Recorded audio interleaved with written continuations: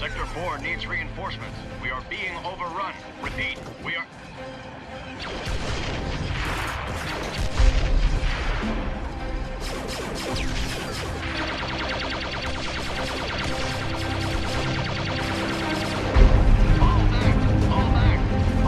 Bonjour à tous, c'est Alex The Red. Aujourd'hui on se retrouve pour parler de l'Arc 77 qui joua un rôle majeur durant la guerre des clones. In my book, experience outranks everything.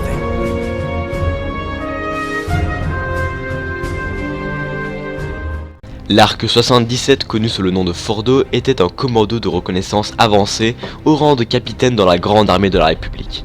En moins 22 avant la bataille de Yavin, il fut affecté à un groupe de combat dirigé par le général Obi-Wan Kenobi pour prendre le monde muniliste sous l'emprise de la CSI.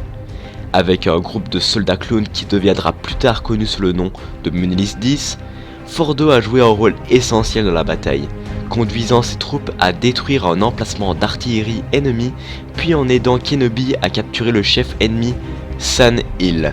Immédiatement après la fin de la bataille, Fordo fut envoyé sur la planète Ipori, où un groupe de combat de chevaliers Jedi avait été pris au piège par le général Grievous.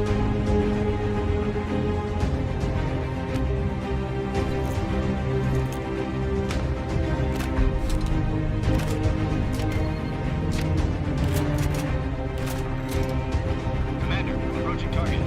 Begin jamming signals. Yes, sir.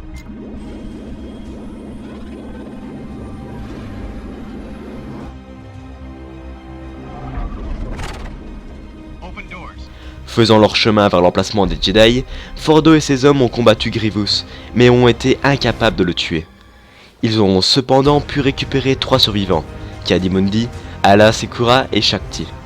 En moins 19 avant la bataille de Yavin, Fordo était sur Coruscant quand la planète a été attaquée par la CSI. Malgré des effectifs écrasants, Fordo et ses hommes ont réussi à repousser une partie de la force d'attaque avec l'aide des maîtres Jedi Mace Windu et Yoda. Loin d'être un homme subtil, Fordo préférait des tactiques simples employant une puissance de feu écrasante par opposition à des stratégies compliquées. Il est finalement devenu célèbre pour son approche explosive à n'importe quelle situation donnée, qui lui a continuellement attribué le succès. Il était également très modeste, refusant de prendre tout l'honneur de ses actions, et valorisant plutôt la contribution de ceux qui sont tombés sur le champ de bataille. Fordo ne se décourageait pas face à un grand danger. Il se battait avec courage sans faille, quelle que soit la gravité de la situation, bien qu'il donnât l'ordre de battre en retraite face à des obstacles écrasants. Il désobéirait aussi à ses supérieurs s'il mettait en péril ses objectifs, comme il l'a fait avec le général Ki-Adi-Mundi sur Ipori. Cependant, pendant la bataille de Coruscant, Fordo a eu la foi au sein des généraux Mace Windu et Yoda, qui ont tous les deux supervisé le flanc gauche des troupes de la République.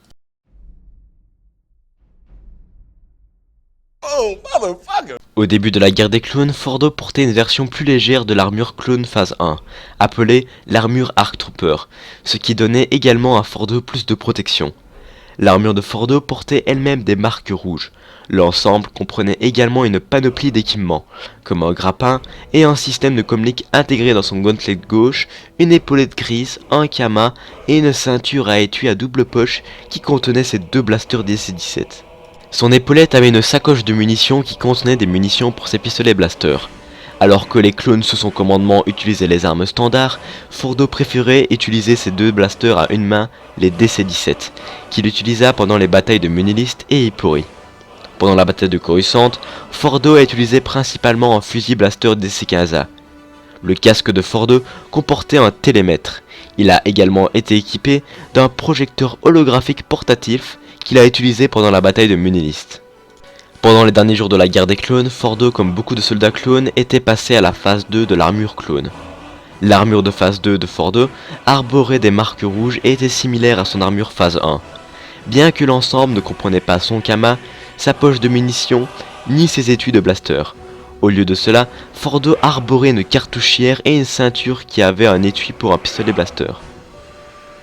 Le casque phase 2 de Fordo ne comportait pas de télémètre, mais présentait les yeux de Jeg qu'il a gagné à la suite de ses actions honorifiques sur Ipori.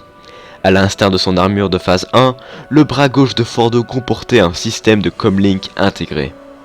Si on peut résumer qui était le capitaine Fordo, on peut dire qu'il fut un leader hors du commun, menant ses hommes avec une main de fer sur tous les champs de bataille.